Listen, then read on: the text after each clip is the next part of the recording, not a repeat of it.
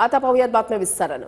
वारकऱ्यांच्या आरोग्यासाठी मुंबईतील माऊली सरसावलेली आहे। माऊली चॅरिटेबल आणि मेडिकल ट्रस्टच्या वतीनं डॉक्टर दिंडीचं आयोजन करण्यात आलंय। पायी दिंडी सोहळ्यामध्ये फिरता सर्वांसाठी मोफत दवाखाना उपलब्ध होणार आहे। मुकात हरिनामाचा जयघोष करत आता वारकरी हे आळंदी आणि पंढरपूरला आता मार्गस्थ झालेत। मात्र जे आषाढी एकादशीला राज्यभरातून नव्हे तर देशातून देखील जे वारकरी असतात ते पायी दिंडी करत आपले पंढरपूर आणि आळंदीला जात असतात। मात्र अशात वारकरींना सेवासाठी आता उपचारासाठी मुंबईतील माऊली देखील सरवले आहेत।